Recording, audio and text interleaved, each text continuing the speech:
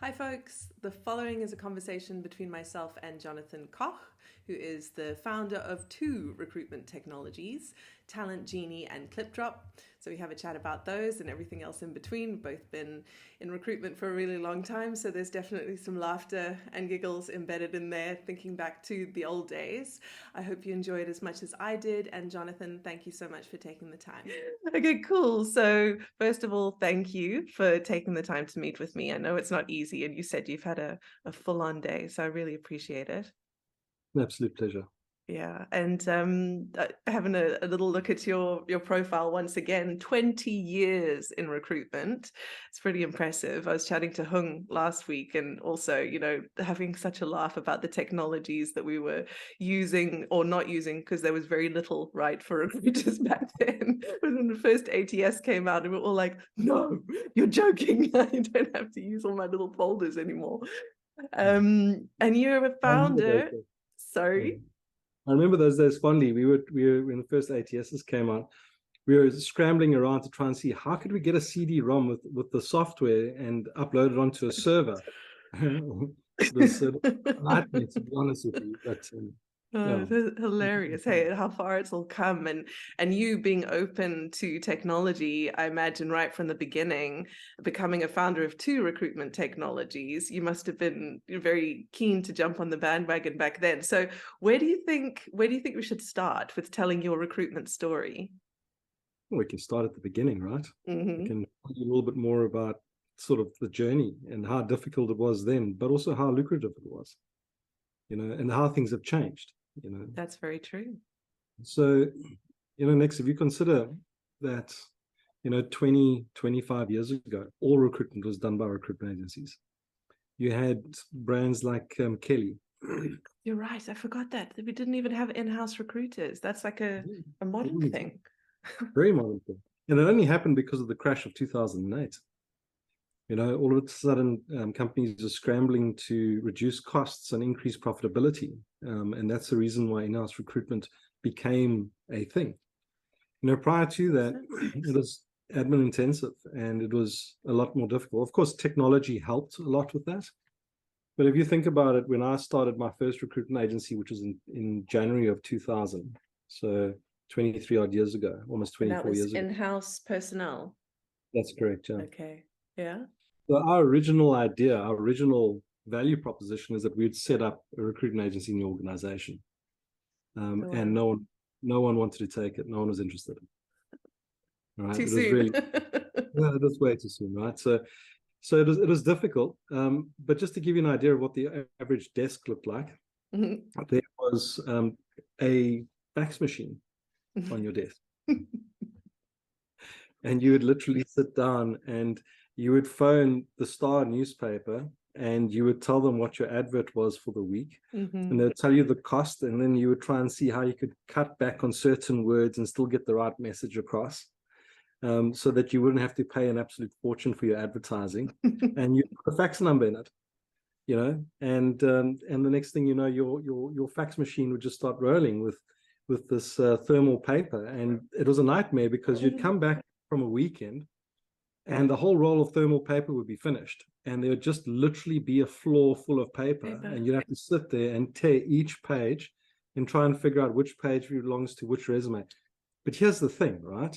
We would only get 30, 40, maybe 50 CVs max, absolute max, from placing those adverts. Nowadays, you place an advert and you're getting hundreds of You have applications to coming. put in qualifying questions to stop Yes, to it's stop too the overwhelming. tide. Yeah.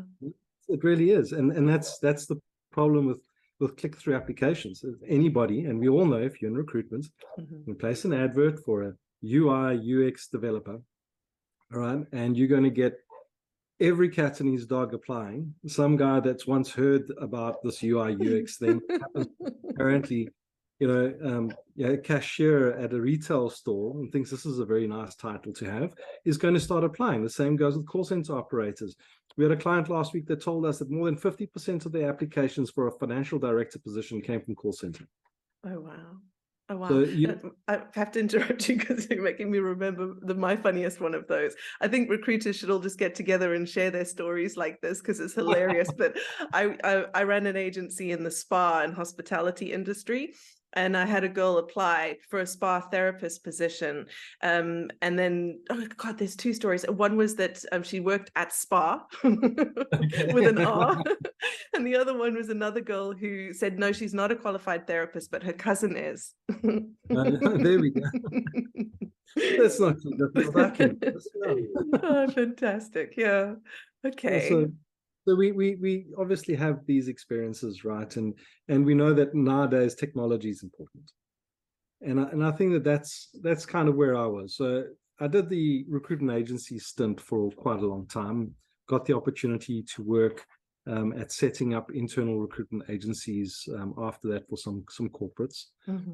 But what really sort of made me sort of step back and look and say, wow, you've spent so much money on a recruitment system, and all it's doing is digitizing a manual process. Mm-hmm. It's not really adding true value, and that for me was the first step in my journey to trying to figure out what technology could possibly do. So that I think was a major turning point for me, and I've been trying to figure things out ever since. I love that. So it's not just this manual process of, pen on paper, all analog style, slowly moving into technology. You recognize all we're doing right now in that particular point in time is digitizing the process that already exists. Let's take the possibility and look at the opportunities here now that it is digitized. Does that sound, is that right? Yeah. Okay. So that's effectively what was happening. And I'm not going to mention the software that was developed at the time that large corporates were using, because some of it is still legacy software that they still use today. But a lot of these systems, basic, simple things that we've come to know as being standard, like qualifying questions, some of these large corporates still don't have them. And qualifying questions, in my opinion, is something from the early 2000s. I think we've moved far beyond that at this point in time, if we're looking at an ATS-specific environment. I think it's important to note that with qualifying questions, and we've all experienced this if you are in recruitment, people will tell you exactly what you want to hear. Mm-hmm. Okay. Do you have a driver's license? Yes. Absolutely. Yes. 3. Which one do you want? I can always find out if my cousin's got one I can borrow, That wonderful cousin. Yeah. So in my opinion, there are a few places that we can look at information where people might be kept in check. And one of those places is, all right, does your resume spell out, the necessary information? Does it make sense? Because whether you are a piece of technology or a human being, what you're doing is you're reading a resume and you're trying to evaluate, are there certain important keywords here that I need? Because even as a human being, in my experience, if I got 50 resumes put on my desk that I go through, and I was looking for a UI UX developer, just as an example, or a front-end developer, I'm looking for front end on that document. I'm looking for a couple of languages. If I'm looking for someone that's in marketing and they need social media experience, well, social media is my buzzword. I'm going to be looking for that. And it's a really important point that I think a lot of people who aren't in recruitment don't realize, is that candidates generally are not resume writers. They don't know how to do it. That's not their specialization. I mean, it's a very rare niche talent, right? So knowing what keywords to put on your CV is not necessarily something that every good candidate is going to know. It's changing. It is changing. But on the flip side, the person that does pay attention to that is generally the person that ends up getting in on the interview. Totally. But it's where I think companies like OfferZen really made a massive impact, is that they take that away from the strong candidates, the people that qualify to be on their platform, and help them. It's like, no, we need to make you searchable, Yeah. Well, I think that's the niche that they managed to get themselves into, and it's worked very well for them. Definitely. And I do like that model. I think it's a great model. I think there's a lot of different models we can consider. But one of the other things that I find to be extremely important, and this is, well, I haven't come across any other systems other than what we've created that actually does this, where you can actually say, well, here's a resume. All right, and well, what about social media? I want to know more about this person on social media. Now, I know there are aggregators that will find data, etc., and pull it through, but not necessarily from a resume. So one of the checking points I think that needs to really be in play when it comes to recruitment that people don't necessarily consider as important just yet is always do a search on social media for those potential candidates. Now, what we created in one of our apps in our ATS is actually a bot that will actually find the people on LinkedIn, Facebook, and Twitter. And really just so that you can have that bird's eye view, because one of the very interesting things is that people don't lie about what they do on LinkedIn generally, unless they're unemployed, but generally because their boss might be next to it with them. So you don't want to inflate your position. So if you receive a resume and it looks phenomenal, it's completely inflated, you go and look at their current employer and you realize, but actually the guy above him is doing this job. You know, he's just elaborating, extrapolating. So is that Talent Genie then? Yeah, that's Talent Genie. Okay, so this is you working in recruitment, running a personnel agency, and seeing where the gaps are and where the technology could go? Yeah, so that's where it kind of started. I teamed up with a guy called Nick at the time who had developed a system. He had developed a few systems actually in the past. He was developing his own. And he was specifically gearing it up towards recruitment agencies at the time.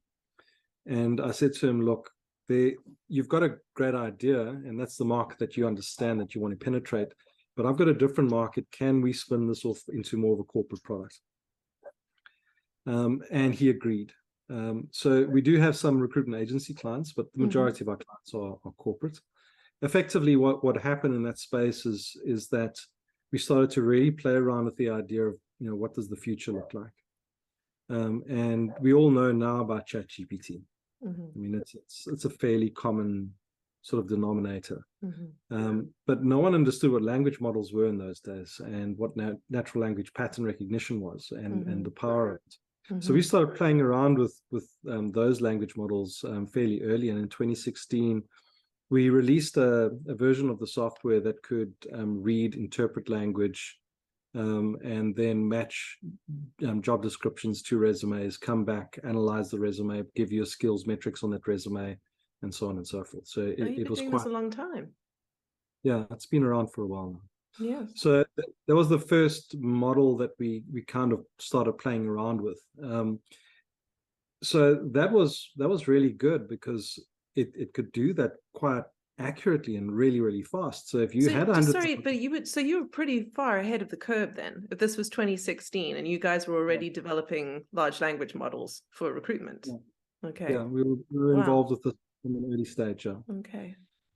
So this technology now is at the point where it reads and interprets language, understands it, reads a resume, gets onto a database, reads through all of the resumes on the database. It takes about 60 seconds. So if you've got 100,000, 200,000 resumes, you'll then have them stacked in order from the most likely to the least likely. There is, however, one thing about AI. It really looks at a large body of data and pulls through the answers. It doesn't necessarily have a logical mind. All right. So you'll find even ChatGPT can sometimes pull the wrong data through. All right. And here's the thing, right? I give you a resume. I'm looking for a financial director. Okay. Or let me say a financial manager. Okay. I want a financial manager, but you were in that position 10 years ago. You're now a financial director. It's still going to pull through your resume. It's going to say, well, this person has all the criteria you're looking for. In actual fact, they're a 95% match. The interesting thing is that from that point on, we were able to identify that we could teach the machine to really identify what the person's current position is. And once we had that information in place, we could just add a secondary filter. And you can say, well, great, these match, but what is the person's current? It feels like a Boolean, almost like a string, it's like current. we started to kind of combine the two, the AI with an extra filter on top of that to really narrow it down. And that worked very nicely. And then I think 2018, we decided that our machine learning model was ready. And we started to explore something completely different. So now it can guide you based on all the users around the world. It will guide you to finding the best possible candidate based on your search. So we kept a record of every single search that was ever made. Wow. In the system. And every time you're on the database and you're doing a search on the database and you take that candidate and you move it into the folder that you're currently working in, it'll then memorize or at least store the resume in a separate folder that it can learn from.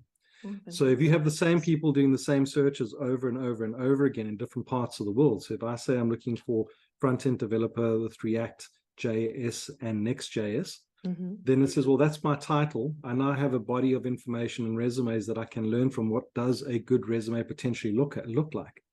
So if you've got thousands of candidates that meet that criteria on your database and you picking a few of them that meet your basic criteria, and the next person's doing the same, and the next person's doing the same, and so on, then eventually you end up with enough data there for the machine to say, well, actually, I think that this person over here is a 75% match to what you're looking for based on what I've learned from other people. So I'm actually making a recommendation. I think it's like, from what I've learned, this person is more than likely 75%, I'm 75% sure that this is a good candidate for that particular type of search. So we now see that the time spent on recruitment is reduced dramatically, because you're able to do that from a database perspective. And then so we it's took it a bit been learning since 2016.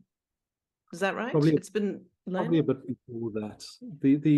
We launched the machine learning model in 2018, but that was after many years of learning.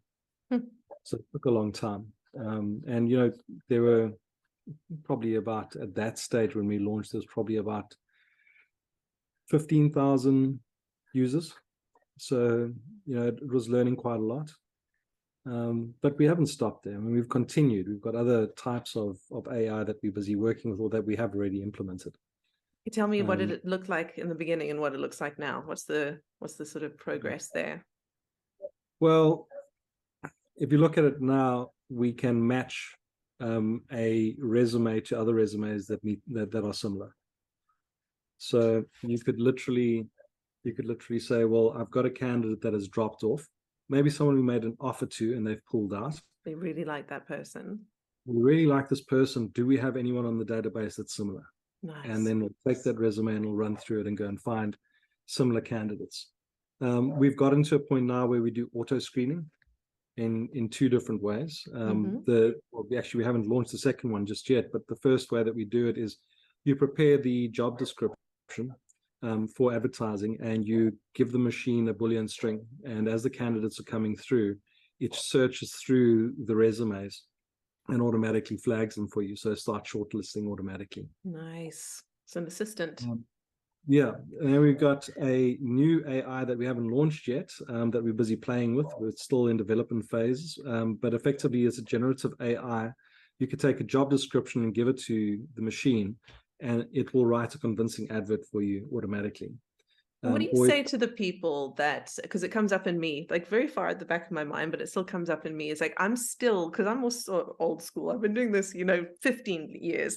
And there's a part of me that thinks, but I'm going to miss someone. I'm going to lose somebody. I'm not going to see, if I let the machine do all the stuff that I'm so used to doing, somebody's going to fall away, or lots of people. What do you say to that? Yeah. So I think it's a valid point. I think technology is at a point now where it's getting so powerful that fear is probably going to be mitigated in the next few years. Through experience, probably. Through experience. Yeah, and also understand that we understand the fear, and we understand we've got clients, really good clients, that still have that fear in mind, right? So that they go through these phases. Like, let me just go through the candidates.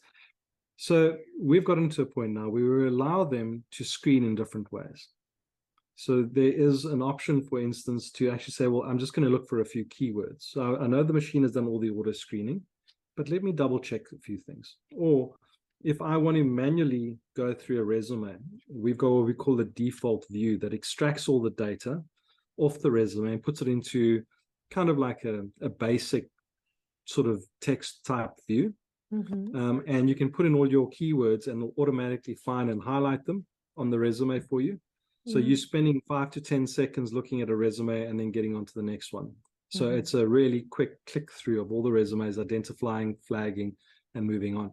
So even if you have any doubts about the machine's ability, you're still not going to be spending a lot of time searching through candidates. And in fact, if you look at our average user, for every 100 candidates that are received into a folder, they generally don't spend more than 10 minutes on the recruitment process.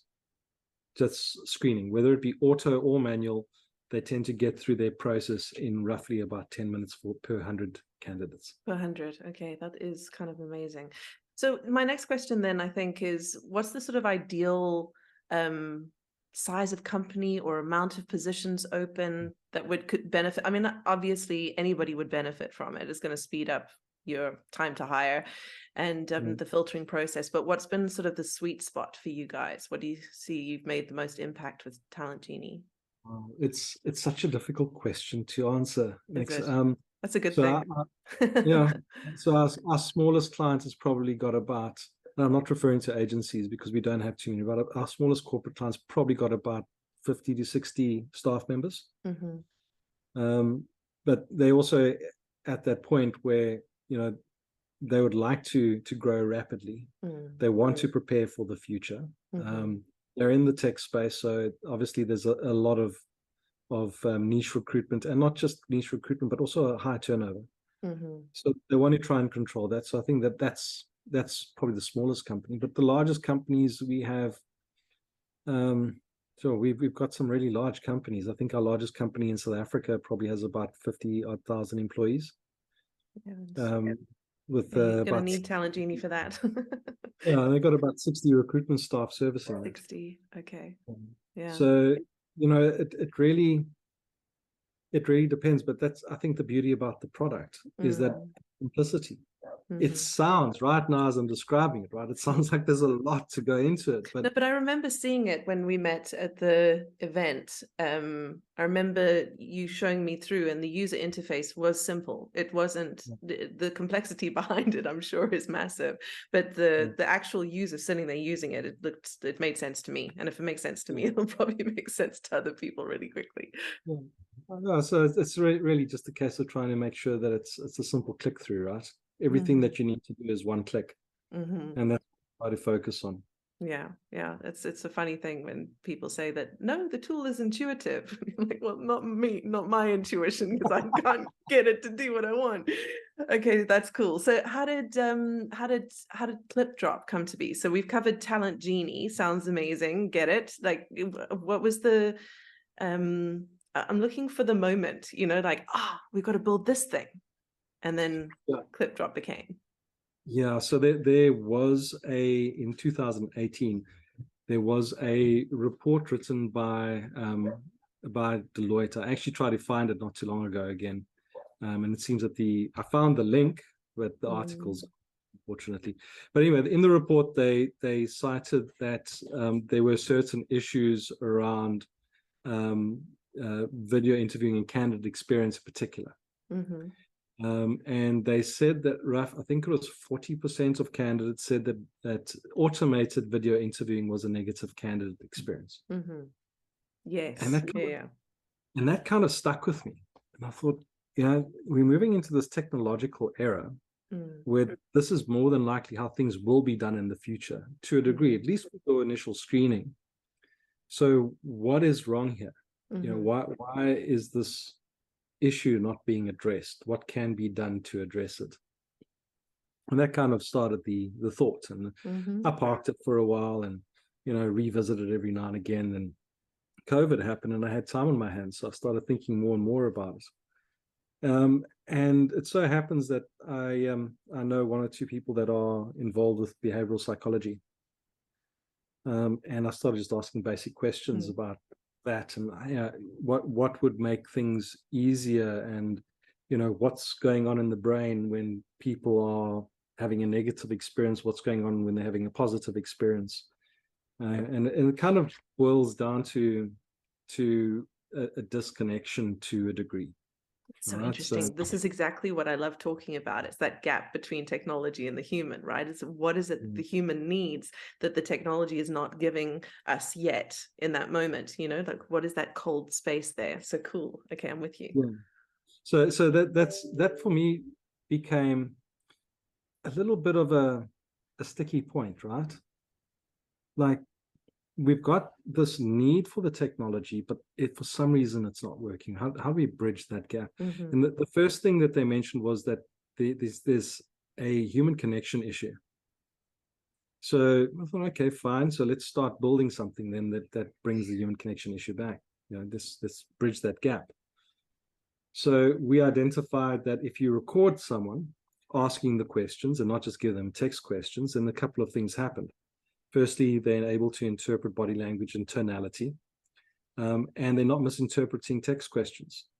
And one of the interesting analysis that were done at the time was that roughly about 20% of messages on WhatsApp are often misinterpreted. Even if you still continue the conversation, you often don't understand what was intended to be said. Okay, so now that's a big issue, right? So I'm interviewing you and I give you a text question and you're giving me an answer and I'm thinking this person doesn't know what they're talking about. But actually they might well have sat there, read the question, so well, there's 2 or 3 ways I could approach this question. Okay, so text questions needed to be something that needed to be addressed. We still give them in the app as an option. But video questions, obviously, with tonality, with body language, you tend to get a lot more out of it and understand a lot more about what is being asked. So that was the first thing. Then we started to realize that there's another issue. So here I am. I've applied for a job. I've sent my application out to a whole lot of companies. I know in South African context, for instance, I know who the 4 major banks are. Okay. I know who maybe 2 or 3 of the auditing firms are. I know who the cell phone companies are. I know who my big retailers are.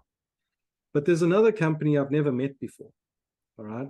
I didn't know of their existence, but they turn over a few billion a year. They're quite a large company. Now I receive an interview request from you, and I don't know who you are.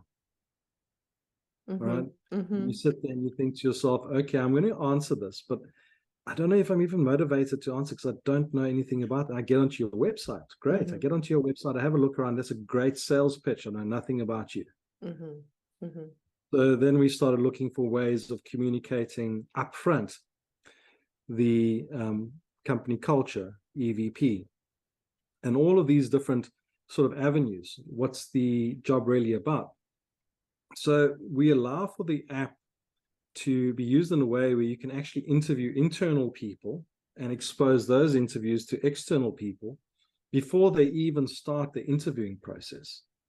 Nice. And I think it's like you're creating that human connection that's lacking when you just send a LinkedIn in-mail or whatever it is, and to try and, to show the person you're perfect for this. We really like you. This is why, even the evolution of the in-mail is relevant here, right? But before it could be you just copy and paste a job ad and send it out there, that whole spray and pray idea. And we've had to, as recruiters, I mean, this has been for a while now, had to personalize, tailor, pay attention, care about the person on that side. What really is going on in their profile that excites you? Make it a proper match before you even reach out. Otherwise, you're just wasting people's time and annoying them.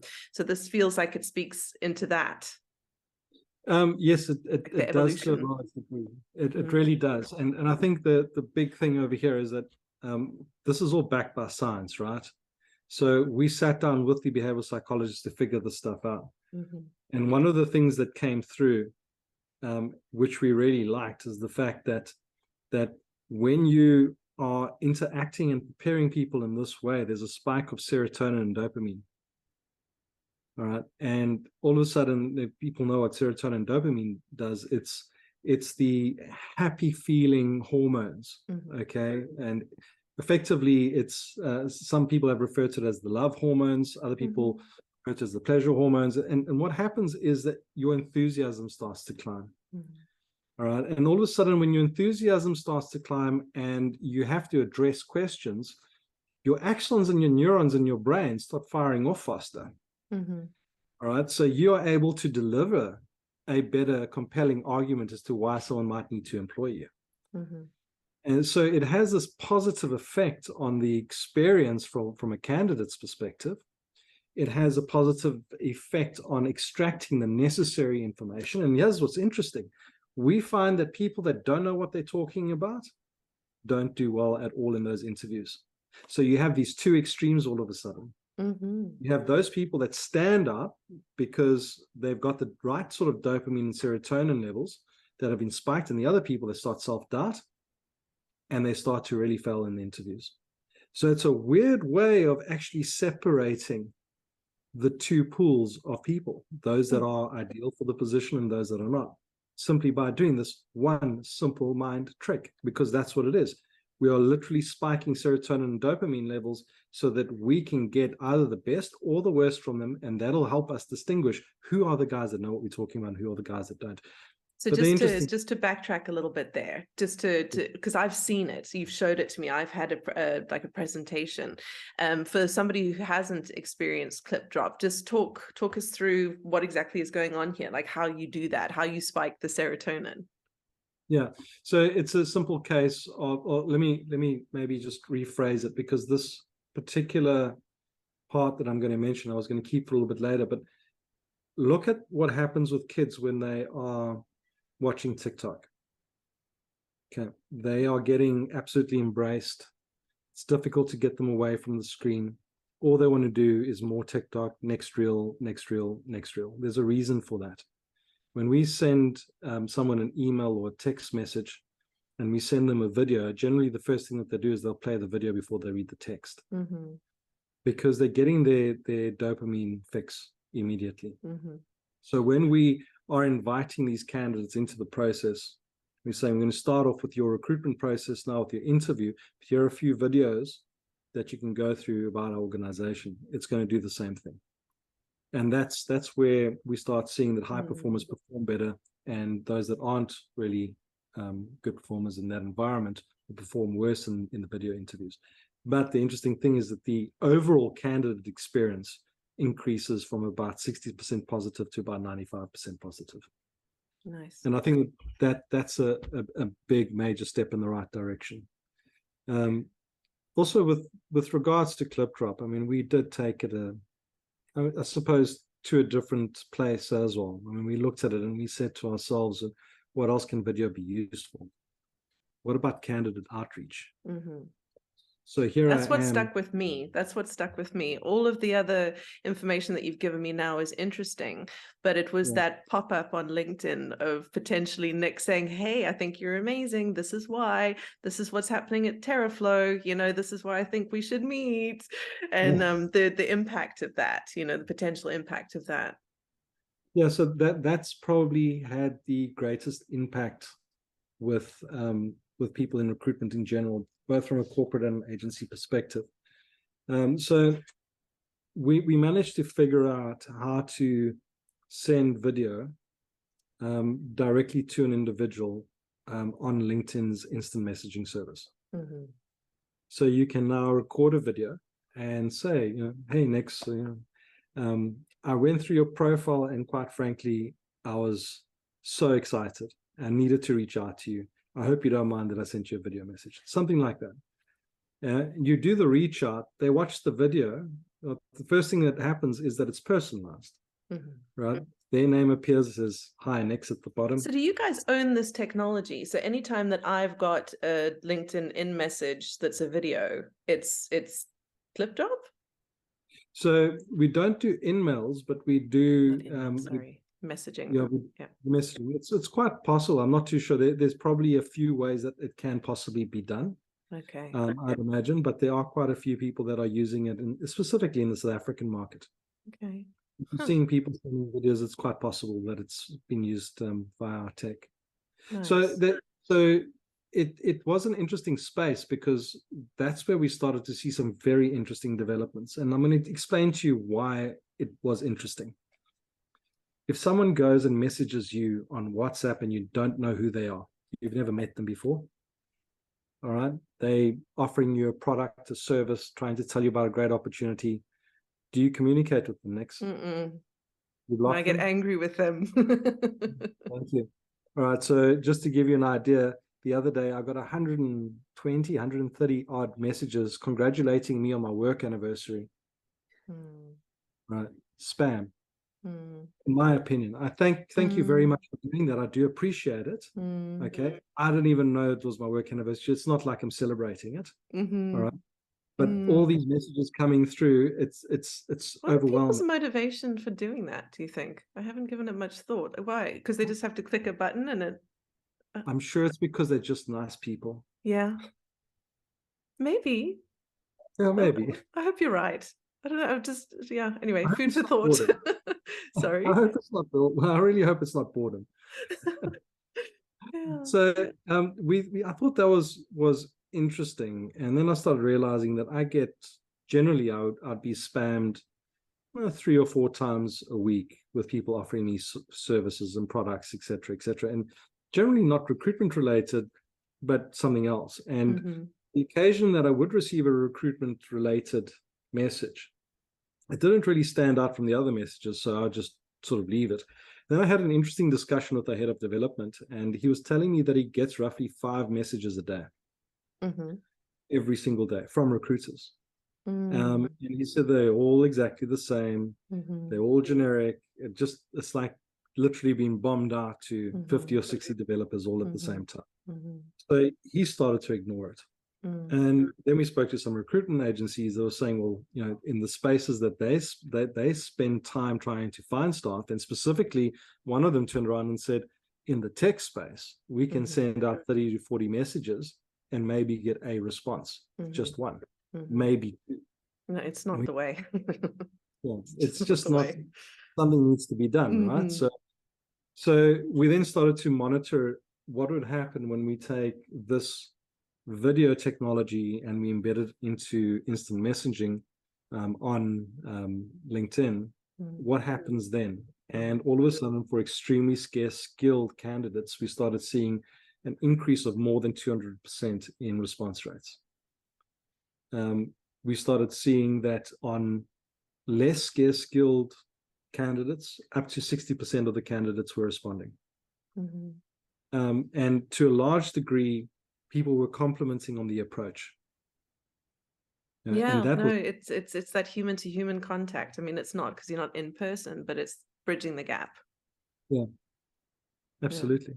Nice. And then we combined that with something else. We said, well, I've approached you. You might want to know more about our company. So there's a button below with introductory videos, and a menu would pop up, and there'll be an interview with the CEO, an interview with the line manager, someone talking about the culture, maybe a marketing video about the organization, just showing just thought of something. Maybe you've already done this, but I just thought of another little add-on. It would be nice for the candidate experience if whilst they had that pop-up comes up and they've got their options, one of the options would be to connect with whoever the person who reached out. It's like, if you prefer to chat to a human, here I am, press this button and we'll set up a schedule, whatever.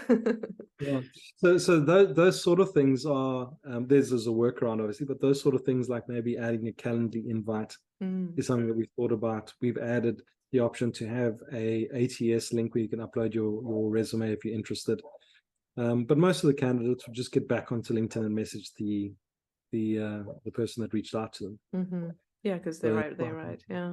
Amazing. So I mean, these things are all important, and I do like the idea of maybe sort of clicking a button and all of a sudden you on the person's WhatsApp, for instance. Yeah. I think that would be cool. You see, you are an inventor. You've got an inventor mindset. You're looking at. So my next question is, what's coming next? Where are you going with this? What's on the horizon? Wow. So we're busy building a assessment tool into ClipDrop.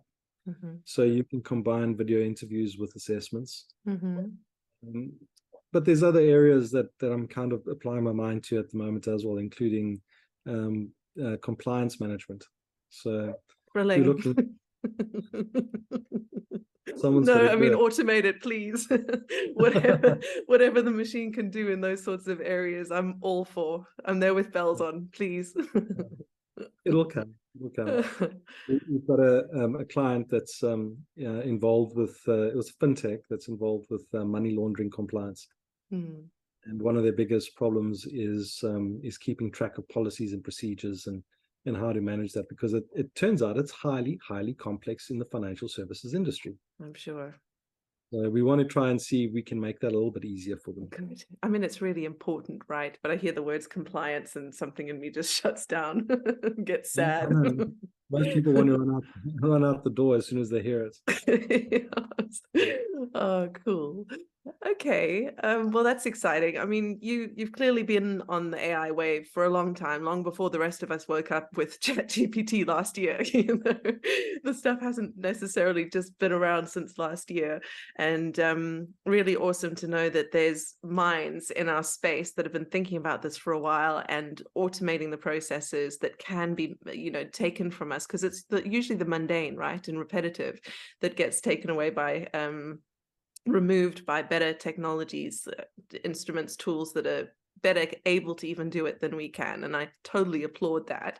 So maybe you can help me with the question. What I'm trying to get to is you in AI. Like, what was it that had you so interested in this type of technology, this area of technology back in 2016 or even before? And what still has you involved in tech and recruitment? Like, what's the hook there? All right, it's a good question. So I think I'll take you way back. Let's go.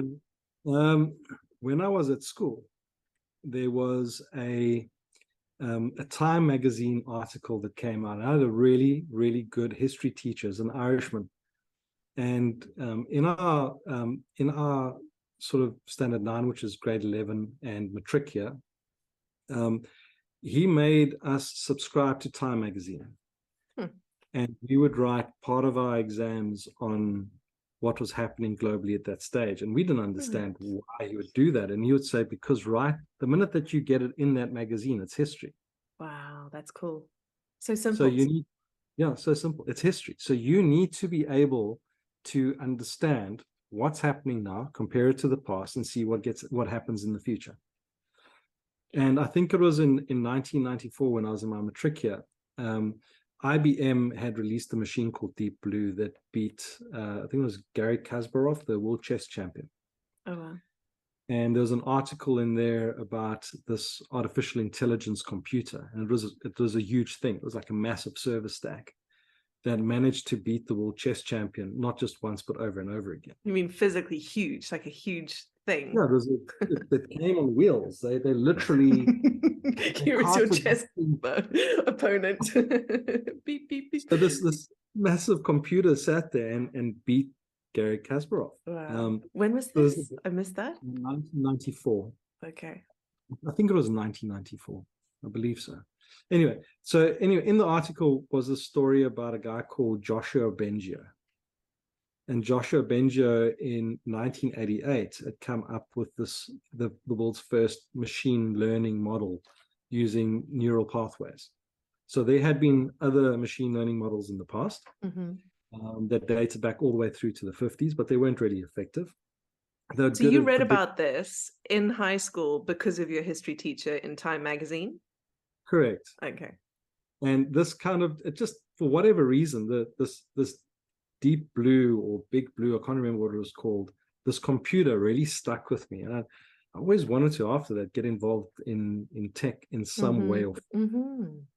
And that was my original trigger. And I remember doing a presentation at a conference, I think it was in 2004.